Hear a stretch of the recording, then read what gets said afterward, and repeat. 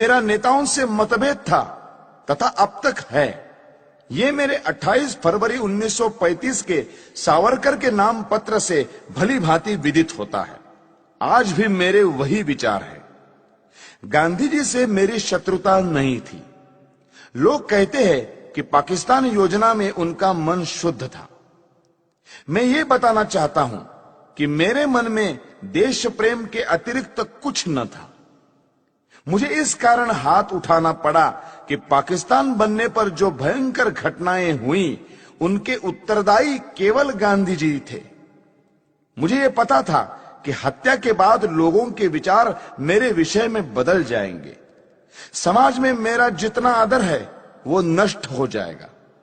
मैं जानता था कि समाचार पत्र बुरी तरह मेरी निंदा करेंगे, किंतु मैं नहीं जानता था कि अखबार इतने पतित हो जाएंगे कि सत्य का गला घोंट देंगे।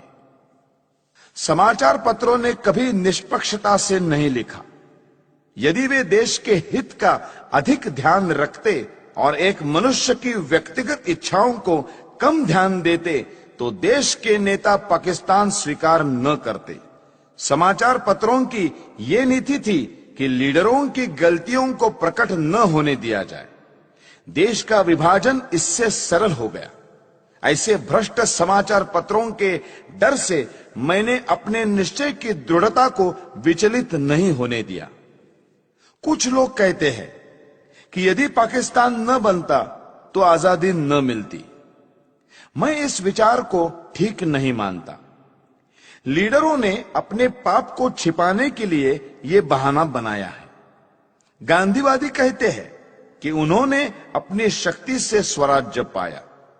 यदि उन्होंने अपनी शक्ति से स्वराज्य लिया है तो उन्होंने हारे हुए अंग्रेजों को पाकिस्तान की शर्त क्यों रखने दी और शक्ति से क्यों न रोका? मेरे विचार से महात्मा और उनके अनुयायियों की एक ही पॉलिसी रही, और वो ये कि पहले यवनों की मांग पर विरोध दर्शाना, फिर हिचक दिखाना और अंत में आत्मसमर्पण कर देना।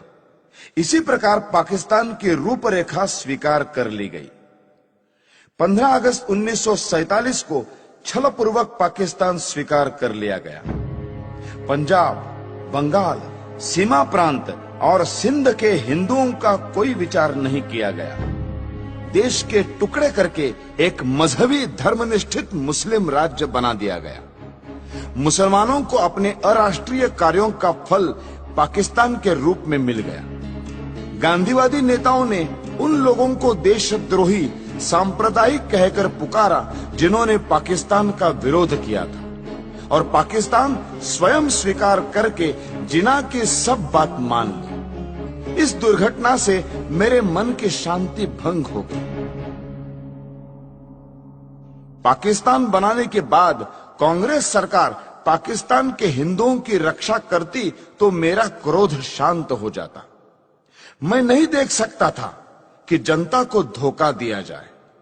करोड़ों हिंदुओं को मुसलमानों की दया पर छोड़कर गांधीवादी कहते रहे कि हिंदुओं को पाकिस्तान से नहीं आना चाहिए और वही रहना चाहिए।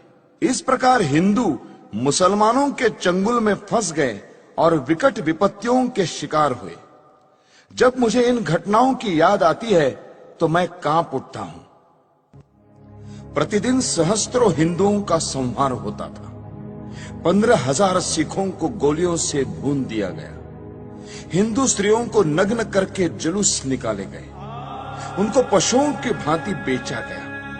लाखों हिंदुओं को धर्म बचाकर भागना पड़ा। 40 मील लंबा हिंदू निराश्रितों का जत्था हिंदुस्तान की ओर आ रहा था। हिंदुस्तान शासन इस भयानक कृत्य का कैसे भयानक निवारण करता था? उन निराश्रितों को वायुयान से रोटियां फेंक कर।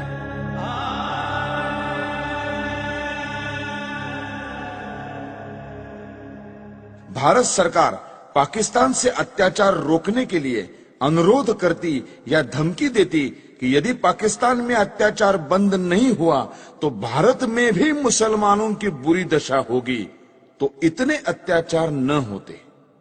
भारत सरकार गांधी जी के इशारों पर चलती थी और उसकी नीति कुछ और ही थी। यदि पाकिस्तान के हिंदुओं की रक्षा के लिए समाचार पत्र कुछ लिख देते थे तो यह अर्थ लिया जाता था कि वे हिंदू मुसलमान में मतभेद फैलाने का प्रयत्न कर रहे हैं। ऐसे कार्यों को अपराध माना जाने लगा और प्रेस इमरजेंसी एक्ट की धाराएं लागू करके एक के बाद एक दूसरी जमानत मांगी जाने लगी। मुझे भी अनेक नोटिस मिले और 16,000 रुपए की सुरक्षित निधि तक मांगी गई।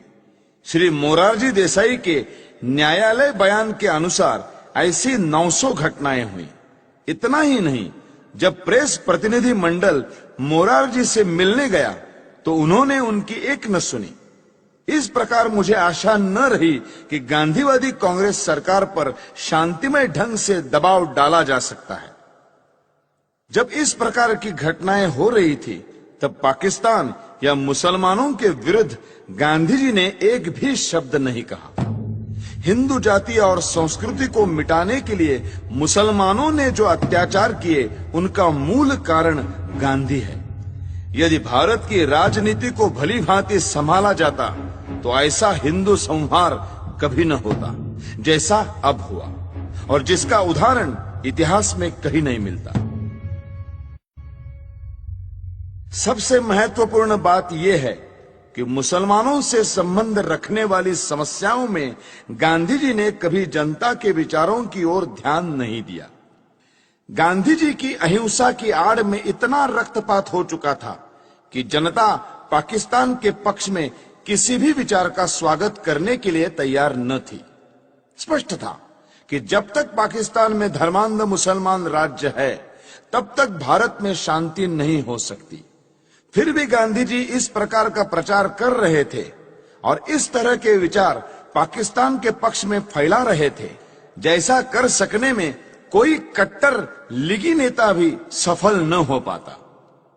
इन्हीं दिनों में उन्होंने आमरण अनशन की घोषणा करते हुए जो शर्तें रखी वे सब भी केवल हिंदुओं के विरुद्ध और मुसलमानों के पक्ष में थी। गांधी जी के अनशन की जो शर्तें थी उनमें पहली ये थी कि दिल्ली की मस्जिदों में रह रहे हिंदू शरणार्थियों को बाहर निकाला जाए और मस्जिदें मुसलमानों को सौंप दी जाए। गांधी जी ने अपनी शर्त सरकार और अन्य नेताओं को अनशन की धमकी देकर स्वीकार कराई। जिस दिन यह घटना हुई उस दिन मैं दिल्ली में था। मैंने देखा कि किस प्रकार गांधी जी की जिद को पूरा किया गया। वे शीत के दिन थे। गांधी जी ने अनशन खोला। उस दिन वर्षा हो रही थी।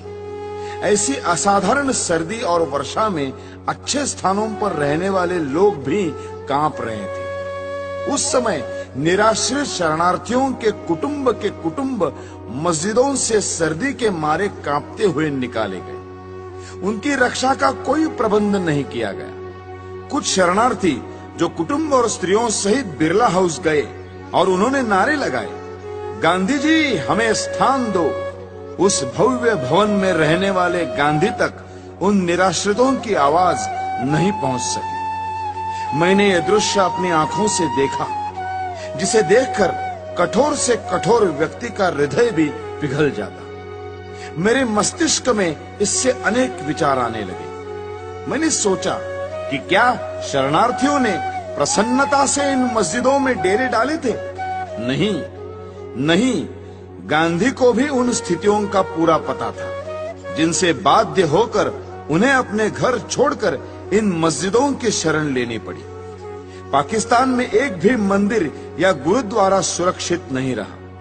शरणार्थियों ने अपनी आंखों से देखा था कि किस प्रकार मुसलमानों ने केवल हिंदू मंदिरों और गुरुद्वारों को अपवित्र किया।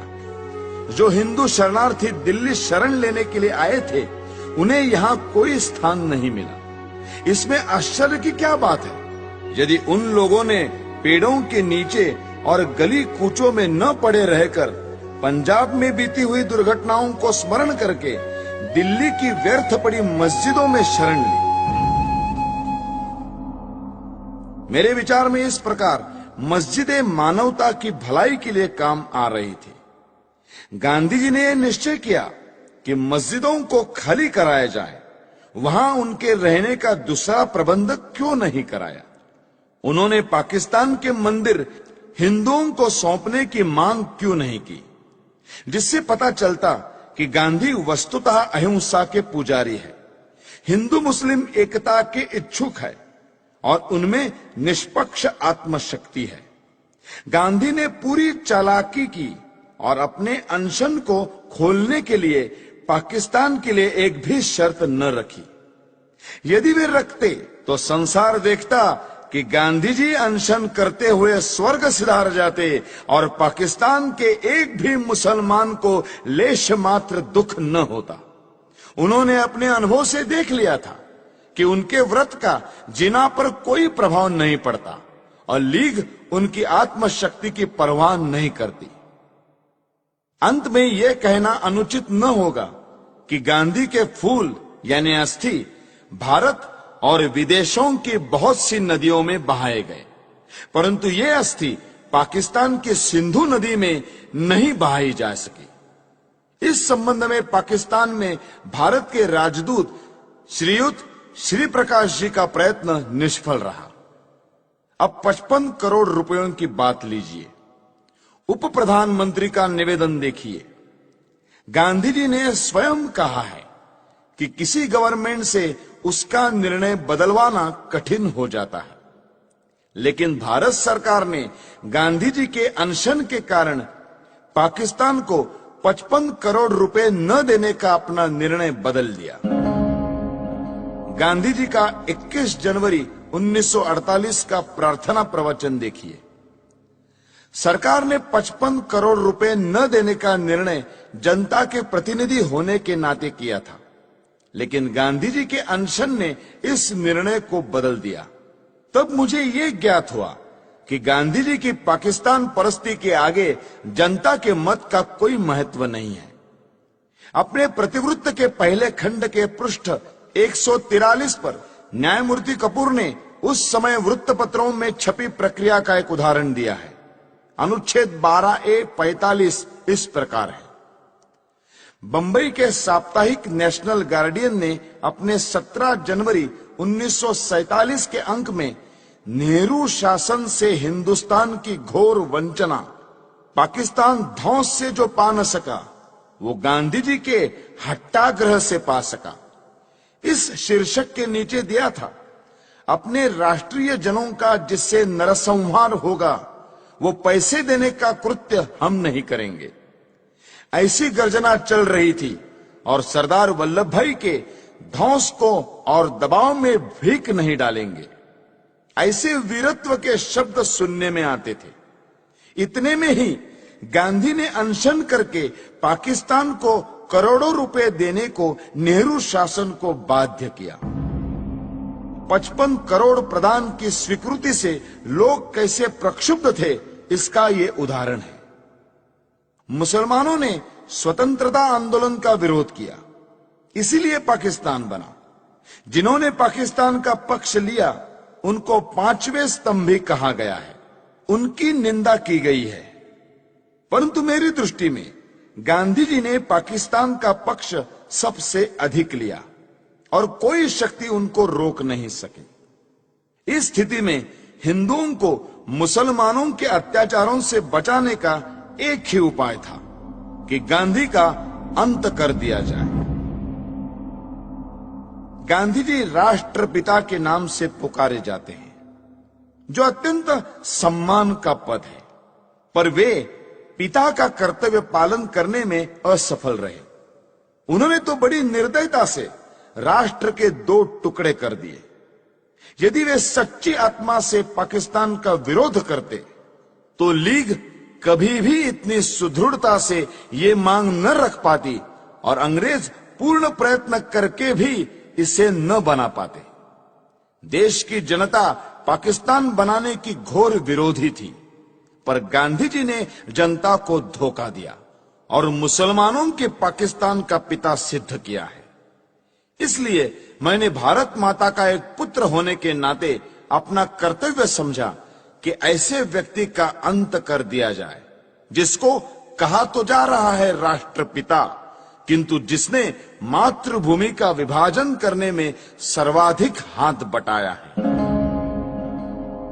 हैदराबाद की समस्या का भी यही इतिहास है।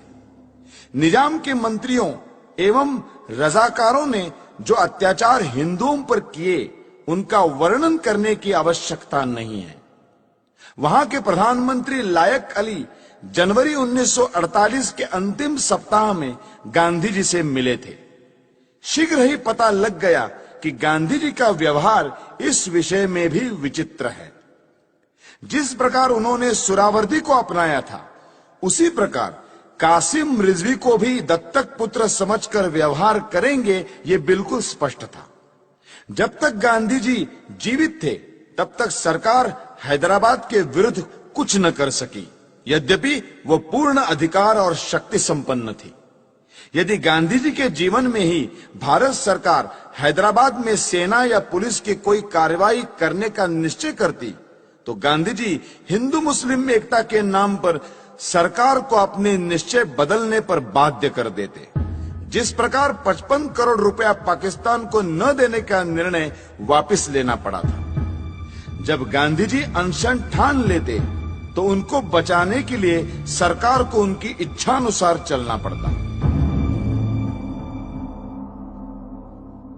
गांधी जी के अहिंसा सिद्धांत के अनुसार हमें अत्याचार सहन करते जाना चाहिए और शस्त्र या शारीरिक शक्ति से प्रतिकार नहीं करना चाहिए। गांधी जी की अहिंसा उस सिंह की अहिंसा है जो उस समय अहिंसा का पुजारी हो जाता है जब वो सहस्त्रों गायों को खा पीकर थक जाता है। कानपुर में गणेश शंकर विद्यार्थी को मुसलमानों ने निर्दयता से मार दिया था। गांधी जी उनका उदाहरण देकर कहते थे कि इस प्रकार अहिंसा पर चलकर अपना बलिदान कर देना चाहिए। मेरा विश्वास है यह अहिंसा यानी नपुंसकत्व देश को नष्ट कर देगी और पाकिस्तान भारत पर आधिपत्य जमा लेगा।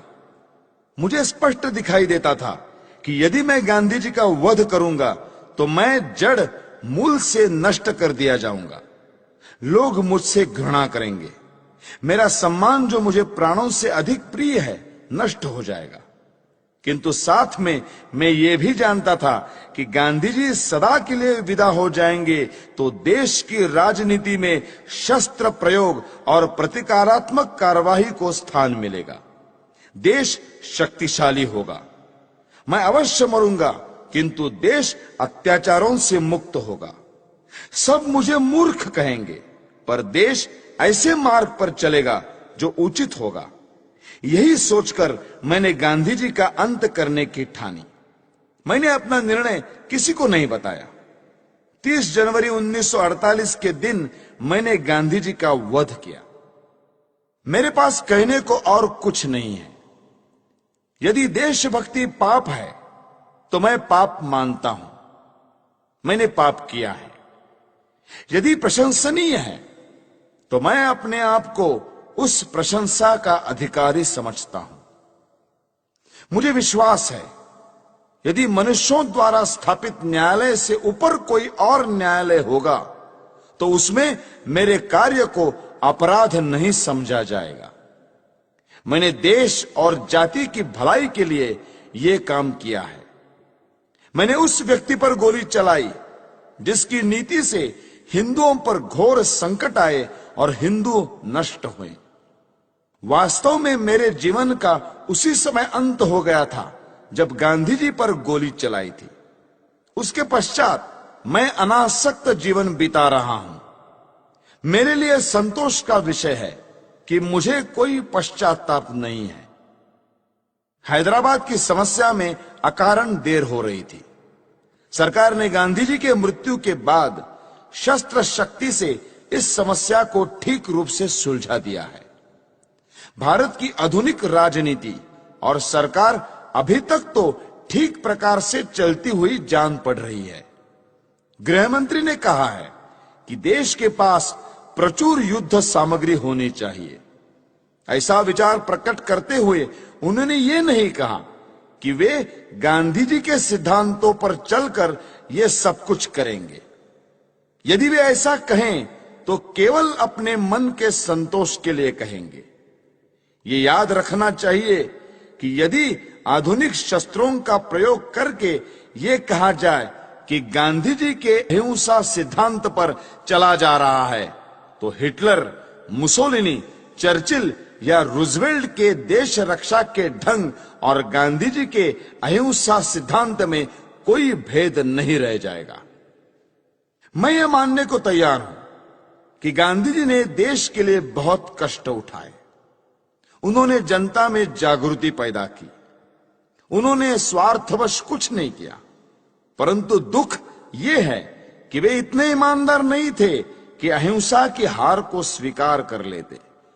मैंने दूसरे भारतीय देशभक्तों और नेताओं के भी चरित्र पढ़े हैं जिन्होंने गांधी जी से अधिक बलिदान किए हैं। कुछ भी हो, गांधी जी ने देश की जो सेवा की है उसके लिए मैं उनका आदर करता हूं। उन पर गोली चलाने के पूर्व मैं उनके सम्मान में इसीलिए नतमस्तक हुआ था, किंतु जनता को धोखा देकर पूज्य मातृभूमि के विभाजन का अधिकार किसी बड़े से बड़े महात्मा को नहीं है। गांधी जी ने देश को छल कर देश के टुकड़े किए, क्योंकि ऐसा न्यायालय या कानून नहीं था जिसके आधार पर ऐसे अपराधी को दंड दिया जा सकता। इसीलिए मैंने गांधी को गोली मारी। उनको दंड देने का केवल यही एक तरीका रह गया था। यदि मैं यह न करता तो मेरे लिए अच्छा ही होता, परंतु स्थिति बहुत खराब हो गई थी और मेरे हृदय में इतना अधिक क्षोभ था कि मैंने सोचा कि गांधी जी को स्वाभाविक मृत्यु से नहीं मरने देना चाहिए। संसार को पता लग जाए कि इस व्यक्ति ने अन्यायपूर्वक राष्ट्र के साथ छल करके भयानक रूप से देश के एक संप्रदाय का जो पक्ष लिया है उसका दंड भोगना पड़ा। मैंने इस समस्या का अंत इसी प्रकार करना चाहा, क्योंकि इसी से लाखों निर्दोष हिंदुओं का जीवन बच सकता था। गांधी जी की जो अहममयी प्रवृत्ति इस पवित्र भूमि के पुत्रों के लिए घातक सिद्ध हुई, उसके लिए भगवान उन्हें क्षमा करे। मेरी न किसी से कोई शत्रुता है, न किसी के प्रति कोई दुर्भावना। यह मैं अवश्य कहता हूं कि इस सरकार के लिए मेरे हृदय में कोई आदर न था, क्योंकि ये अनुचित रूप से देश के शत्रुओं के हाथ मजबूत कर रही थी। मैं देख रहा था कि ये नीति गांधी के कारण थी। अब ऐसे व्यक्ति का अंत हो जाने के बाद वो राष्ट्र निर्माण की योजनाओं पर कार्य करने के लिए स्वतंत्र है। किंतु मुझे यह कहते दुख होता है कि प्रधानमंत्री नेहरू के भाषणों और कार्यों में बड़ा अंतर है। वे धर्मनिरपेक्षता के आधार पर राष्ट्र निर्माण की बातें करते हैं, जबकि उन्होंने स्वयं पाकिस्तान को धार्मिक आधार पर स्वीकार किया है। उन्हें सोचना चाहिए था कि सांप्रदायिक आधार पर बनाया हुआ पाकिस्तान भारत के लिए लाभदायक न होगा। फिर भी सब कुछ सोचने के पश्चात मेरे हृदय ने कहा कि गांधी जी के विरुद्ध काम करना चाहिए। किसी ने मुझ पर इस संबंध में कोई दबाव नहीं डाला और न ही कोई डाल सकता था। आप मेरी इस भावना को जिस प्रकार देखना चाहे देखें, और इस भावना के परिणाम स्वरूप मेरे किए हुए इस कार्य को देखकर जो दंड उचित समझे दें। इस विषय में कुछ कहने की मेरी इच्छा नहीं है। मैं किसी प्रकार की दया नहीं चाहता। मैं ये भी नहीं चाहता कि मेरी ओर से कोई दया की याचना करे।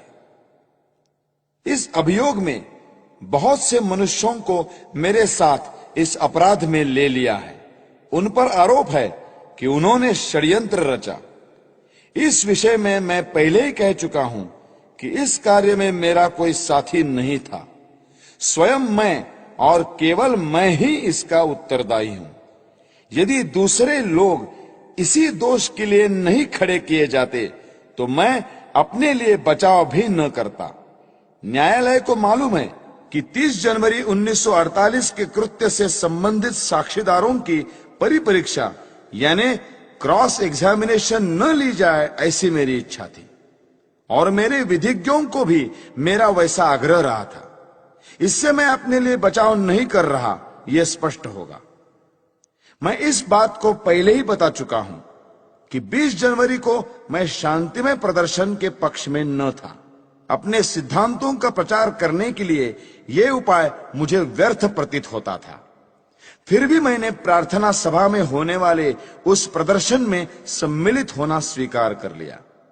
यद्यपि इसमें सम्मिलित होने की मेरी आंतरिक इच्छा न थी, दैव योग से मैं उसमें सम्मिलित न हो सका और किसी कारण से जब यह प्रयत्न सफल भी नहीं हुआ तब मुझे बड़ी निराशा हुई। आपटे और अन्य लोगों ने पूना, बंबई, ग्वालियर में स्वयं सेवकों के लिए जो परिश्रम किया था उसका कुछ भी फल नहीं निकला। तब गांधी जी के वध के अतिरिक्त मेरे लिए दूसरा मार्ग नहीं रह गया था।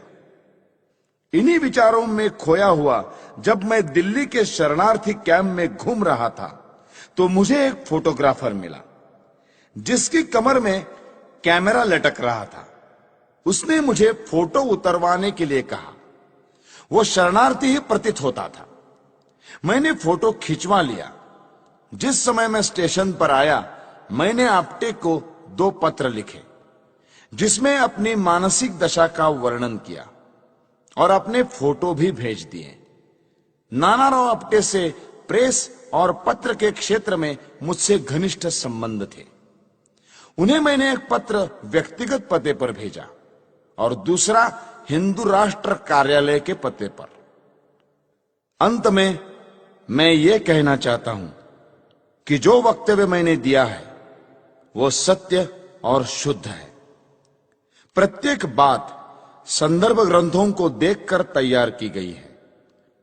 मैंने सरकारी समाचार पत्र, इंडियन ईयर बुक, कांग्रेस का इतिहास, गांधी जी की आत्मकथा, समय समय पर प्रकाशित कांग्रेस के बुलेटिन, यंग इंडिया और हरिजन की फाइलें और गांधी जी की प्रार्थना सभा के भाषणों से ये वक्तव्य तैयार करने में सहायता ली है।